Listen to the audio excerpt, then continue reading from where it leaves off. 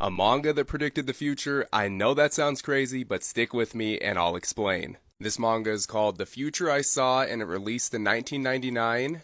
The mangaka was going by the pen name Tatsukiryo at the time, and she was having prophetic dreams. And whenever she'd have one of these dreams, she'd instantly wake up and write it down in a notebook, kind of like a dream journal. And The Future I Saw is based on some of these writings that turned into this manga. Now let's give you a little bit of backstory. The mangaka was working on the cover and she wanted this girl to be surrounded by these 7 pieces of paper. And on these pieces of paper she put some illustrations and some text that came directly from her notebook. But as the deadline came closer for her to turn in the cover, she only had 6 of the pieces of paper done and she didn't know what to put on the 7th one. So that night she went to bed and she had a strange dream. She described it like text coming up on a blank screen. That text was, "The great disaster will occur in March of 2011. So when she woke up, she thought the dream was so strange and she did not want to regret not writing it down, so she put it in the one blank spot that she couldn't figure out what to write before, which is right above my head. And sure enough, as many of you might remember, in March of 2011, Japan was hit with that massive tsunami. Sadly, the tsunami caused a lot of damage, even damaging the Fukushima nuclear plant. And a lot of Japanese residents refer to this as the 311 disaster because it happened in March of 2011. Now, a little while after the disaster, a TV entertainment program aired a segment talking about the manga and how it predicted this. And this made the popularity for this manga explode.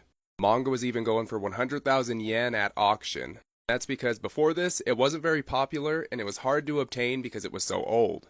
Media wanted to find this mangaka and interview him, but they could not find him because they went under the pen name Tatsukiryo. And the publisher of this manga had already disappeared.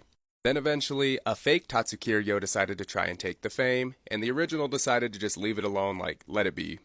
That is until the fake Tatsukiryo decided to start making fake predictions, like one being, Mount Fuji will explode. At this point, the real Tatsukiryo decided, I can't leave this alone anymore, but they did not know where to contact to prove that they were real. Eventually, they were watching a TV program, and they thought, this program might cover predictions and things like that. So she contacted them, and of course she had to prove that she was the real Tatsukiryo. And she was able to prove that she's the real Tatsukiryo by showing documents that had the pen name that she submitted to the tax office. Nowadays, there's been a reprint for The Future I Saw, and it is called The Future I Saw Complete Edition. But it does not stop there. In July of 2021, before the deadline for The Future I Saw Complete Edition, she had another dream. Similar to the 1999 dream, it was a blank movie-like screen with the words that read, "The real disaster will come in July 2025.